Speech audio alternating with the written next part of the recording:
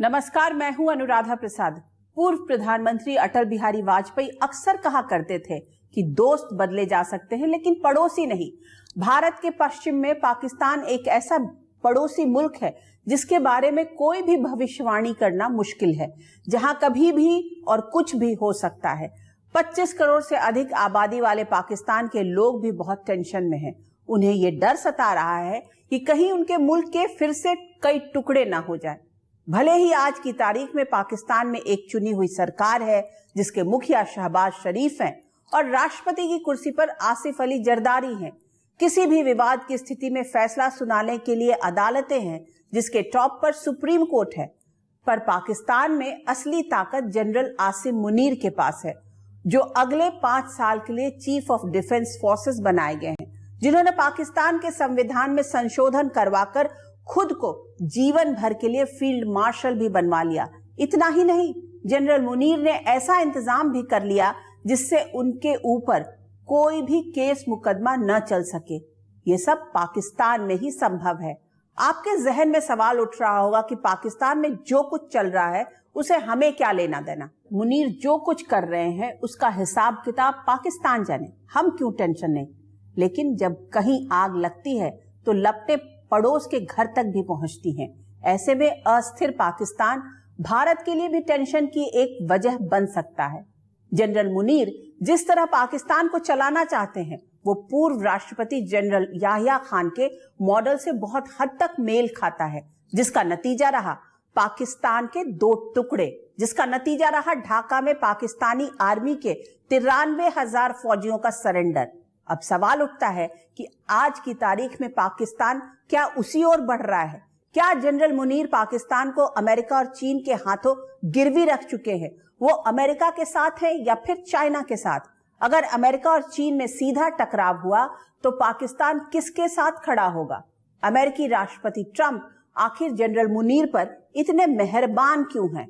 और अगर चीन के राष्ट्रपति जिनपिंग उखड़े तो पाकिस्तान क्या करेगा? आज ऐसे कुछ सुलगते हुए सवालों के जवाब तलाशने की कोशिश करेंगे अपने खास कार्यक्रम पाकिस्तान को ले डूबेंगे मुनीर में।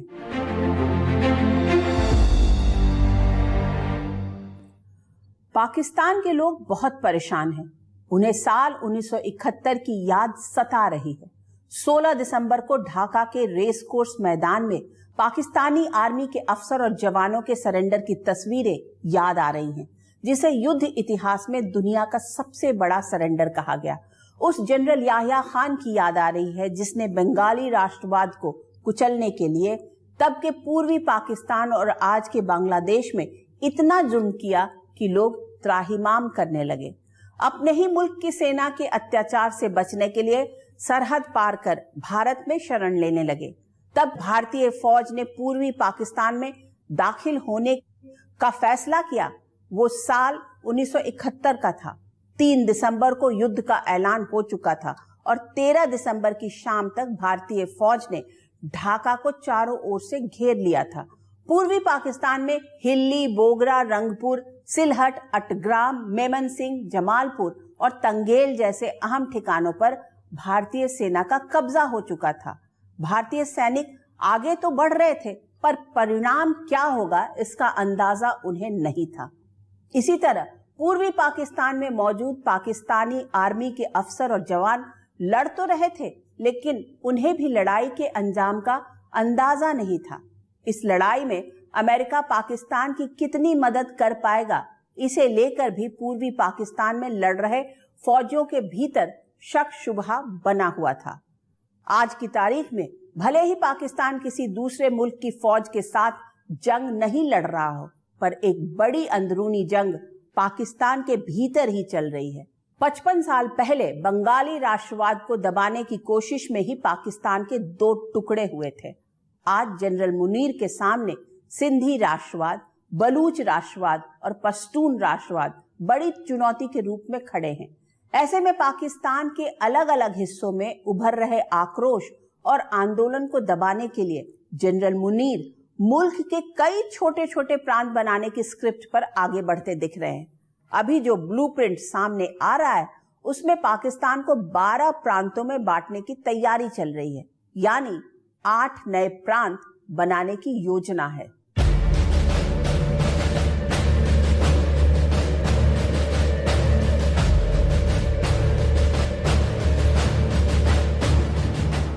पाकिस्तान में एक अजीब सी बेचैनी है, तूफान है, आक्रोश है, गुस्सा है।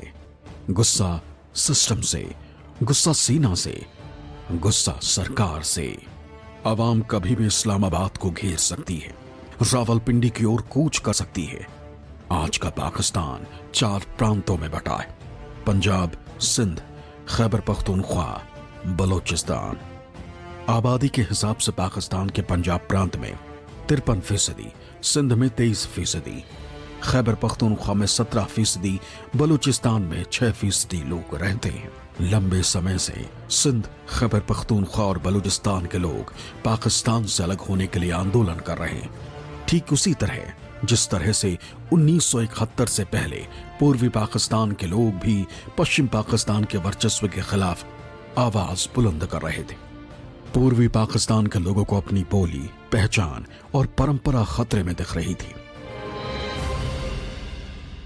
मुझे लगता है कि जो सिंध नेशनलिज्म है या बलूच नेशनलिज्म है, उससे या जो पश्तून नेशनलिज्म है, ये 4 प्रांत जो हैं और पंजाब है, तो उसमें उनको तकलीफ हो रही है क्योंकि बलूचिस्तान में भी एक फ्रीडम स्ट्रगल चल रहा है। अब सिंधु देश बोल के भी एक फ्रीडम स्ट्रगल थोड़ा बहुत कभी कभी उभर के आता है, कभी कभी थोड़ा सा नीचे रहता है। तो उसकी वजह से आसिम मुनीर साहब जो हैं वो तो अपने आप को पाकिस्तान का वाइसरॉय बना रहे हैं कि वो इनको दबाने के लिए या जो भी है, या कोई और इकोनॉमिक इश्यूज होंगे जिसमें वो इनको छोटे छोटे प्रांतों में बांटना चाहते हैं। पाकिस्तान के army chief general Asim Munir Pakistan में इतनी अधिक ताकतवर बन चुके हैं कि उन्होंने खुद को ही प्रमोट कर फील्ड मार्शल बना लिया।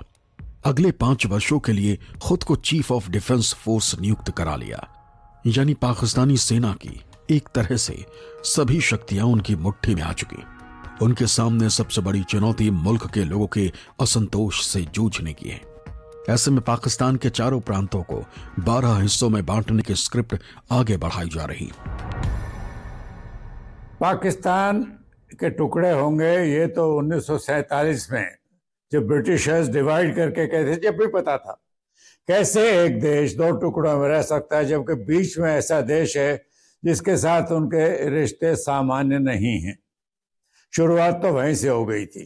डिवाइड कर रहे हैं, वो कोशिश जो है प्रपोजल, वो मेरे ख्याल से बेटर कंट्रोल करने के लिए है शायद, क्योंकि वहाँ पर कई जो सूबे हैं प्लस जो उन्होंने ऑक्यूपाइड करके कश्मीर का हिस्सा रखा हुआ है और उसको भी वो डिवाइड करके कंट्रोल करना चाहते हैं। तो ये काफ़ी दिनों से चल रहा है।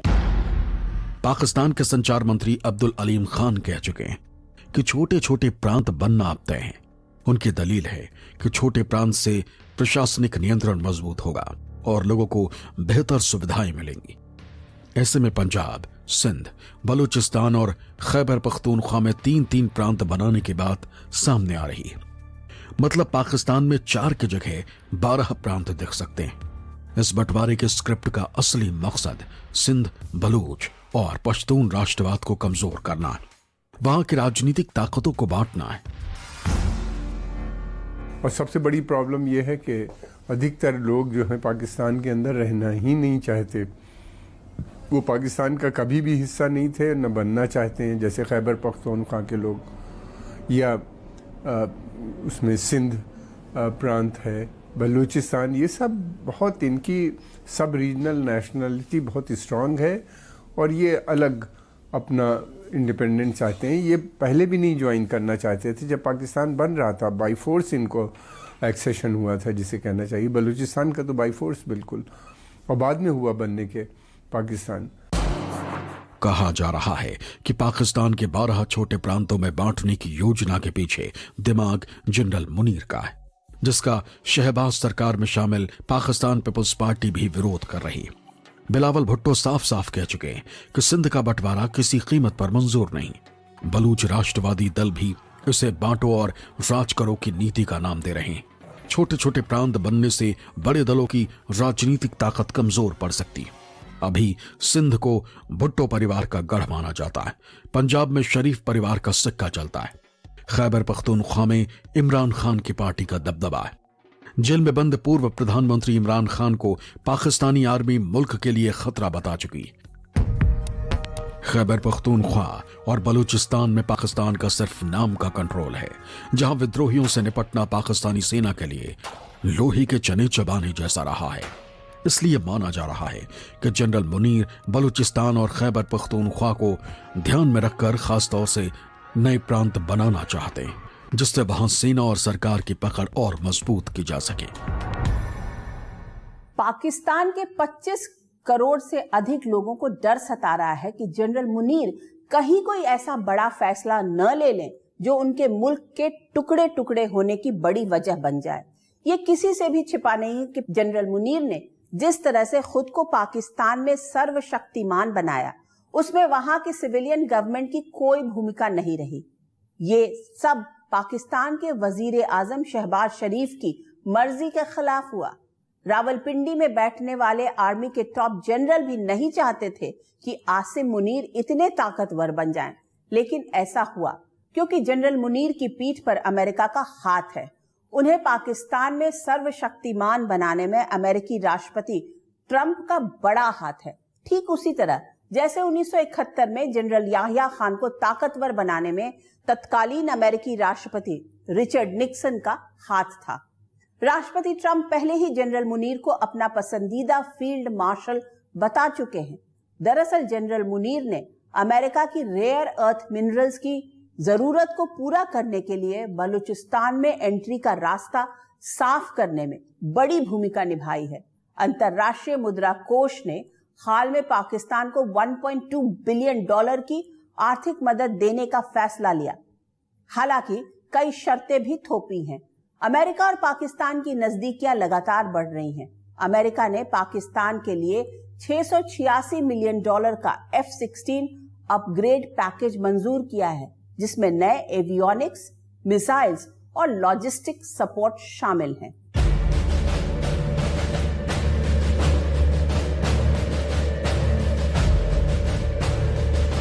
अमेरिकी राष्ट्रपति ट्रंप की पाकिस्तान पर मेहरबानियां लगातार जारी हैं। दुनिया के अर्थतंत्र को समझने वाले ये भी अच्छी तरह जानते हैं कि अंतर्राष्ट्रीय मुद्रा कोष से किसी भी मुल्क को बिना अमेरिकी रजामंदी के आर्थिक मदद मिलनी मुश्किल है। पाकिस्तान को IMF से $7 बिलियन के बेल आउट को सशर्त हरी झंडी मिल चुकी है। अब सवाल उठता है कि आखिर बिजनेस माइंडेड अमेरिकी राष्ट्रपति ट्रंप पाकिस्तान का इतना समर्थन क्यों कर रहे हैं? पाकिस्तान के आर्मी चीफ जनरल मुनीर की पीठ पर अमेरिका का हाथ क्यों है? जनरल मुनीर ने वॉशिंगटन में बहुत लॉबिंग की है अपने प्रेसिडेंट ट्रंप के साथ, और हमें मालूम है प्रेसिडेंट ट्रंप एक कमर्शियल माइंडेड है राष्ट्रपति, क्योंकि उनको ऐसा बनाना है या कमर्शियल डील्स करनी है। तो आसिम मुनीर ने क्या किया कि उनका जो कंपनी है जिसमें क्रिप्टो करेंसी में उन्होंने वहाँ इन्वेस्टमेंट कर दिया। अमेरिका चाहता है कि पाकिस्तान इस समय उसका जो अमेरिका के जो हित हैं उनको आगे बढ़ाए, जैसा पहले करता था। ख़ास तौर से अफ़गानिस्तान में उनको बहुत ज़रूरत है इस समय, और यही नहीं बल्कि मिडल ईस्ट में भी पाकिस्तानी सेना की ज़रूरत है प्रो अमेरिकन गवर्नमेंट्स को। तो इस वजह से अमेरिका उनके साथ इकोनॉमिक एड भी उनको देने पे तैयार है। फिर उसके अलावा पाकिस्तान जो है को वो मिलिट्री एड भी अब उन्हीं ने अनाउंस कर दी। मिलिट्री सेल के बारे में बात की है। F-16 फाइटर बॉम्बर प्लेन्स को दोबारा से उनको अपग्रेड करने का प्लान है। तो इस समय अमेरिका की वहाँ पे ज़्यादा पोजीशन है। जनरल मुनीर का रुझान उसी तरफ नज़र आता है। दरअसल 4 साल पहले अमेरिकी फौज अफगानिस्तान से निकल चुकी है। राष्ट्रपति ट्रंप की दूसरी पारी में दुनिया का शक्ति संतुलन तेजी से बदला है। राष्ट्रपति ट्रंप की टैरिफ डिप्लोमेसी की वजह से अमेरिका और चीन आमने सामने है। ऑपरेशन सिंदूर के दौरान राष्ट्रपति ट्रंप ने जिस तरह चौधरी बनने की कोशिश की, उसे भारत ने खारिज कर दिया। भारत को लेकर राष्ट्रपति ट्रंप का रवैया किसी से छिपा नहीं। बदले समीकरणों में अमेरिका को दक्षिण एशिया में एक ऐसे सहयोगी की जरूरत है जिसकी जमीन से शक्ति संतुलन के लिए गोटियां चली जा सके। जनरल मुनीर को समझ में आ गया कि राष्ट्रपति ट्रंप चाहते क्या है, अमेरिका को किस तरह के सहयोगी की जरूरत है। ऐसे में पाकिस्तान की जमीन से अमेरिका एक और अफगानिस्तान को कंट्रोल में कर सकेगा, दूसरी ओर ईरान के खिलाफ ऑपरेशन चला सकेगा, चीन पर भी नजर रख सकेगा और भारत के साथ भी डील कर सकेगा। जनरल मुनीर की मदद से अमेरिका पाकिस्तान की जमीन का इस्तेमाल प्रत्यक्ष या अप्रत्यक्ष रूप से एक मिलिट्री बेस की तरह कर सकता है। पाकिस्तान जानता है कि फिलहाल अमेरिका को सबसे ज्यादा जरूरत रेयर अर्थ मिनरल्स की है, जिसे अमेरिका को देने से चीन ने मना कर दिया है। चाइना ने जब ये जो रेयर अर्थ्स और जो रेयर मिनरल्स जो है बंद कर दिया, क्योंकि ये मतलब उन्होंने प्रतिशोध लेने के लिए जो हाई टैरिफ्स वगैरह जो लगाएं, तो अमेरिका में खलबली मच गई, क्योंकि उसके बिना न तो मॉडर्न कुछ बन सकता है और न ही एक मॉडर्न इकोनॉमी जो डिजिटल इकोनॉमी है वो चल सकता है। तो अब वो एक बहुत मतलब एक ज़रूरी चीज़ बन गई है, इसलिए वो मारे मारे फिर रहे हैं कि कहाँ दुनिया में हम ये रेयर अर्थ्स और मिनरल्स हमें मिले।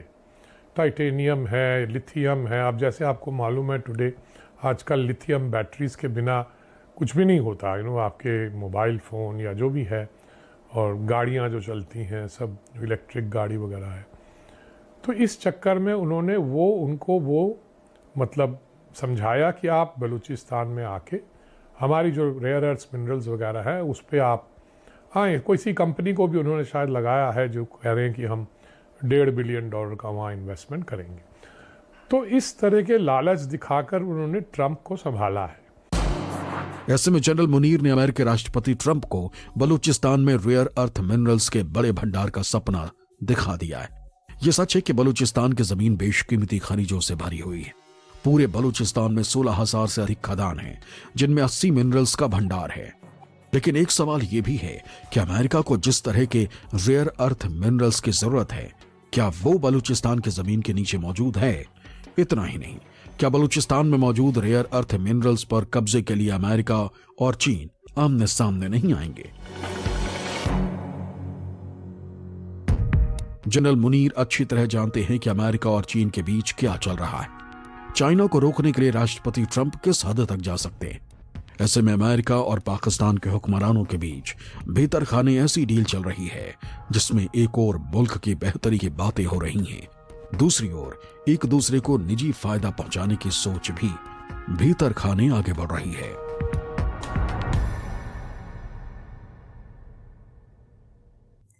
जनरल मुनीर ने जिस तरह अमेरिका में लॉबिंग की है, उससे राष्ट्रपति ट्रंप को अपने मुल्क के लिए पाकिस्तान में रेयर अर्थ मिनरल्स मिलता दिख रहा है। अफगानिस्तान और ईरान को टाइट करने के लिए पाकिस्तान की जमीन दिख रही है। चीन और भारत के साथ शक्ति संतुलन का मौका दिख रहा है। इतना ही नहीं, निजी तौर पर पाकिस्तान की सरजमी से ट्रंप परिवार को अपना क्रिप्टो कारोबार बढ़ाने का अवसर भी दिख रहा है। दूसरी ओर जनरल मुनीर को अपने प्यारे पाकिस्तान के लिए अंतर्राष्ट्रीय मंचों से आर्थिक मदद और अमेरिका जैसे सहयोगी का साथ दिख रहा है। जनरल मुनीर अच्छी तरह जानते हैं कि पाकिस्तानी आर्मी के भीतर भी अमेरिका की अच्छी पैठ है। बिना अमेरिका के सहयोग के वो ज्यादा दिनों तक ताकतवर नहीं बने रह सकते। पाकिस्तान के आर्मी जनरलों में एक अद्भुत गुण होता है, उन्हें एक साथ 2 नावों की सवारी में भी महारत होती है। जनरल मुनीर एक और अमेरिका को साध रहे हैं और दूसरी ओर चाइना को। दोनों महाशक्तियों के टकराव का पूरा फायदा चीन उठा रहा है। जनरल मुनीर के देश में चाइना पाकिस्तान इकोनॉमिक कॉरिडोर के रूप में $60 बिलियन का प्रोजेक्ट चल रहा है। पिछले कुछ वर्षों में पाकिस्तान ने सबसे ज्यादा हथियार चाइना से खरीदे हैं। Stockholm International Peace Research Institute के आंकड़ों के मुताबिक पिछले 5 वर्षों में चीन ने पाकिस्तान को 81% हथियारों की सप्लाई की है। अब एक और शख्स का जिक्र करना जरूरी है जो फिलहाल पाकिस्तान की जेल में बंद है, जो बीजिंग और इस्लामाबाद के बीच रिश्ता मजबूत करने की कोशिश कर रहा था, अमेरिका के खिलाफ मोर्चा खोले हुए था। जी हां, मैं इमरान खान की बात कर रही हूं। जनरल मुनीर और इमरान खान की अदावत किसी से छिपी नहीं है। साल 1971 में शेख मुजीबुर रहमान को जनरल याहिया खान ने जेल में डाल दिया था। आज इमरान खान जेल में बंद हैं। दुनिया में जिस तरह से सत्ता समीकरण बदल रहे हैं, उसमें कभी भी अमेरिका और चीन आमने सामने आ सकते हैं। ऐसे में सवाल उठता है कि अगर जनरल मुनीर को राष्ट्रपति ट्रंप और राष्ट्रपति जिनपिंग में से एक को चुनना पड़े तो वो क्या करेंगे? सीधी टक्कर की स्थिति में पाकिस्तान किसके साथ खड़ा होगा? अगर मान लीजिए दोनों के बीच लड़ाई होती है तो पाकिस्तान किधर जाएगा? उसमें मैं समझता हूं कि पाकिस्तान को एक ज्योग्राफिकल एडवांटेज जो है वो चीन के साथ जाने में है, और वो उनके जो फॉरेन मिनिस्टर, डिफेंस मिनिस्टर सब ने ये कहा है कि इसमें कोई शक ही नहीं है कि चीन हमारा जो है all weather friend and ally है। पाकिस्तान में सेना का सिस्टम हमेशा से मजबूत रहा है। लोगों द्वारा चुनी गई सरकारों को सेना किस तरह बेदखल करती है या कठपुतली बनाकर छोड़ देती है, ये भी किसी से छिपा नहीं है। चाहे पाकिस्तान में वो जनरल आयूब खान का दौर रहा हो या फिर जनरल याहिया खान का, चाहे जनरल जियाउल हक का रहा हो या फिर जनरल परवेज मुशर्रफ का, पाकिस्तानी जनरल अमेरिका के चहेते रहे हैं। इस कड़ी में पाकिस्तान में इतिहास बन चुके सैन्य तानाशाहों से भी 2 कदम आगे जनरल आसिम मुनीर निकलते दिख रहे हैं। भीतर खाने जनरल मुनीर चाहेंगे कि पाकिस्तान की जमीन पर कम से कम अमेरिका और चीन आमने सामने ना आए, लेकिन वो जरूर चाहेंगे कि दूसरे मुल्कों के बीच टकराव में अमेरिका और चीन के बीच तनातनी इस कदर रहे जिसमें पाकिस्तान को डॉलर और हथियार दोनों महाशक्तियों से मिलता रहे। पाकिस्तान एक बार फिर बड़े राजनीतिक और सैन्य संकट के मुहाने पर खड़ा है, जिसमें फील्ड मार्शल मुनीर अफगानिस्तान को धमकी देते हुए कह चुके हैं कि काबुल या तो पाकिस्तान को चुन ले या फिर तहरीके तालिबान पाकिस्तान को। एक कहावत है, भई गति सांप छुछुंदर केरी, मतलब जनरल मुनीर के लिए अमेरिका को छोड़ने में भी नुकसान है और चाइना को भी। कूटनीतिक में रिश्ते नफा नुकसान के आधार पर तय होते हैं। मान लीजिए अगर ताइवान के मुद्दे पर अमेरिका और चीन आमने सामने आते हैं तो क्या होगा? ऐसे में कूटनीतिक समझ ये कहती है कि पाकिस्तान चाइना के साथ खड़ा होगा, लेकिन अगर ईरान और अफगानिस्तान के मुद्दे पर चीन अमेरिका के बीच टकराव होता है तो जनरल मुनीर के लिए पाला चुनना बहुत मुश्किल होगा। ऐसे में पाकिस्तान अपने फायदे के हिसाब से वॉशिंगटन डीसी और बीजिंग दोनों के साथ सौदेबाजी कर सकता है। पाकिस्तान अच्छी तरह जानता है कि दक्षिण एशिया में शक्ति संतुलन को ऊपर नीचे करने में उसकी जमीन सामरिक रूप से कितनी अहम है। ऐसे में बारूद के ढेर पर बैठे पाकिस्तान और उसके साइड इफेक्ट्स को लेकर कूटनीतिक अपने अपने हिसाब से अनुमान लगा रहे हैं। अब सवाल उठता है कि भारत क्या करे?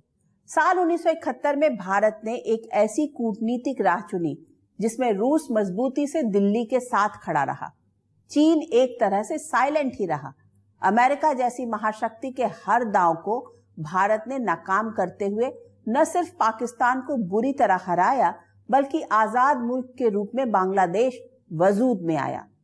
2025 का कैलेंडर पलटने से पहले कूटनीतिज्ञों के सामने सबसे बड़ी उलझन यही है कि आखिर दिल्ली का जिगरी दोस्त कौन है? क्या मेल मुलाकात के दौरान जो केमिस्ट्री दिखती है वो किसी संकट के समय भी उसी तरह दिखेगी? हाल में रूस के राष्ट्रपति पुतिन भारत आए, प्रधानमंत्री मोदी के साथ उनकी बेहतर केमिस्ट्री दिखी, लेकिन एक सवाल ये भी है कि आज की तारीख में अगर रूस को भारत और चीन में से किसी एक को चुनना होगा तो राष्ट्रपति पुतिन क्या करेंगे? चीन के हथियार आजकल खूब आ रहे हैं पाकिस्तान में। ऑपरेशन सिंदूर में भी उनके air to air missile long range वाले इस्तेमाल किए थे, फाइटर जेट भी वो दे रहे हैं। लेकिन अंत में हर देश अपने लिए काम करता है। हर देश की कूटनीति अपने हक में होती है, चाहे वो अमेरिका हो, चाहे वो चीन हो, चाहे वो भारत हो, चाहे वो रशिया हो। अगर आपको जहां फायदा लगे तो आप करेंगे। भारत और अमेरिका के बीच ट्रेड डील चल रही है। हाल ही में राष्ट्रपति ट्रंप और प्रधानमंत्री मोदी के बीच वैश्विक रणनीतिक साझेदारी पर बात हुई, लेकिन बड़ा सवाल यह है कि क्या भारत के खिलाफ आतंकियों को पालने पोसने वाले पाकिस्तान को अमेरिका मदद देना बंद कर देगा? कि राष्ट्रपति ट्रंप फील्ड मार्शल मुनीर से कहेंगे कि भारत के खिलाफ आतंक का खेल बंद कीजिए। पाकिस्तान किस तरफ जाएगा, टूटेगा, 12 प्रांत बनेंगे या नहीं बनेंगे ये तो वक्त बताएगा, लेकिन अगर बने तो समस्या होगी। पाकिस्तान के अंदरूनी इकोनॉमी को और धक्का लगेगा, सिविल वार शुरू हो सकती है और भारत में रिफ्यूजियों का इन्फ्लक्स दोबारा हो सकता है। यूरोप भी अपनी सहूलियत के हिसाब से पाला चुनता रहता है। मुस्लिम वर्ल्ड भी नए समीकरणों की ओर तेजी से बढ़ रहा है। बहुध्रुवीय दुनिया में खुद को ताकतवर बनाने की नई रेस जारी है, जिसमें सभी अपनी सहूलियत और जरूरतों के हिसाब से रिश्ता जोड़ और तोड़ रहे हैं। ऐसे में दोस्त के दुश्मन और दुश्मन के दोस्त बनने में ज्यादा देर नहीं लग रही। ऑपरेशन सिंदूर के बाद पाकिस्तान के फील्ड मार्शल मुनीर की समझ में एक बात अच्छी तरह आ गई कि उनकी सेना कितनी पानी में है। भारत के साथ सीधा टकराव का अंजाम क्या हो सकता है। ऐसे में अब इसके चांस अधिक है कि जनरल मुनीर भारत के खिलाफ आतंकियों को पालने पोसने के खेल को नए सिरे से आगे बढ़ाएं, जिसका जवाब Bharat surgical strike, air strike या ऑपरेशन सिंदूर की तरह दे। तब साफ होगा कि दिल्ली के साथ कौन चट्टान की तरह खड़ा है, कौन महाशक्तियों के इशारे पर पाला बदलता है और कौन तटस्थ रहता है। कूटनीति से आदर्शवाद बहुत पीछे छूट चुका है। आर्थिक नफा नुकसान ड्राइविंग सीट पर है। उसी को केंद्र में रखते हुए कूटनीतिक रिश्ते बन बिगड़ रहे हैं। भारत को लेकर अमेरिकी राष्ट्रपति ट्रंप का रवैया पूरी दुनिया के सामने है। चीन एक ओर भारत के साथ कारोबार करता है, दूसरी ओर भारत के दुश्मनों को हथियारों की सप्लाई भी करता है। यूक्रेन के साथ युद्ध लड़ रहा रूस एक ओर भारत को कच्चा तेल बेचता है, दूसरी ओर भारतीय सेना आज भी रूसी हथियारों पर भरोसा करती है। रूस के राष्ट्रपति पुतिन हाल में भारत भी आए। मेल मुलाकात की तस्वीरें पूरी दुनिया ने देखी, लेकिन कल की तारीख में अगर पाकिस्तान की किसी हिमाकत का जवाब भारतीय फौज ने ऑपरेशन सिंदूर 2.0 के रूप में दिया और चीन पाकिस्तान के साथ मजबूती से खड़ा रहा, तो क्या रूस उसी गर्मजोशी के साथ भारत के साथ खड़ा रहेगा जैसे 1971 में खड़ा था? शायद नहीं। पाकिस्तान के जनरल मुनीर एक ऐसे रास्ते आगे बढ़ रहे हैं जिसमें पाकिस्तान के कई टुकड़ों में बंटने के ग्रह गोचर बन रहे हैं। पाकिस्तान के लोग पहले ही आर्थिक तंगी और असंतोष की आग में जल रहे हैं। पाकिस्तान के पंजाब प्रांत के लोगों का सेना, सत्ता और सिस्टम तीनों में वर्चस्व है। सिंध, बलूचिस्तान और खैबर पख्तूनवा में आजादी के लिए आंदोलन चल रहा है। पीओके के लोग भी पाकिस्तानी आर्मी के जुल्म के खिलाफ कई बार आवाज बुलंद कर चुके हैं। ऐसे में अगर जनरल मुनीर अपनी सेना को ठीक उसी तरह आदेश देते हैं जैसा 55 साल पहले जनरल याह्या खान ने दिया था, तो क्या होगा? क्या पाकिस्तान के लोग फिर से अपनी जान बचाने के लिए सरहद पार करेंगे, शरण के लिए पड़ोसी मुल्कों की ओर देखेंगे? ऐसे में न्यूक्लियर पावर पाकिस्तान कई हिस्सों में टूट सकता है। यह भी संभव है कि पाकिस्तान के कुछ हिस्सों पर चीन अपनी कठपुतली सरकार बनाए, कुछ हिस्सों पर अमेरिका के इशारों पर सत्ता चले, कुछ हिस्सों पर तालिबान के प्रभाव वाली हुकूमत चले और कुछ हिस्सों पर ईरान के इशारे पर सत्ता समीकरण बने और बिगड़े। पाकिस्तान के भविष्य को लेकर वहां के 25 करोड़ लोग बहुत ज्यादा चिंतित हैं। भारत के लोग ये सोच रहे हैं कि एक अच्छे खासे मुल्क को किस तरह वहां के सेना के जनरलों ने अपने निजी फायदे के लिए बर्बाद कर दिया। मुनीर का मतलब होता है उज्जवल, चमकदार, पर यह तो यक्ष प्रश्न है कि जनरल मुनीर पाकिस्तान को उजाले की ओर ले जा रहे हैं या अंधेरे की ओर धकेल रहे हैं। आज के इस एपिसोड में बस इतना ही। आपसे फिर मुलाकात होगी किसी ऐसे मुद्दे के साथ जिसे जानना और समझना हम सबके लिए बहुत जरूरी होगा। तब तक के लिए मुझे दीजिए आज्ञा। निष्पक्ष खबरों के लिए आप देखते रहिए न्यूज़ 24। नमस्कार।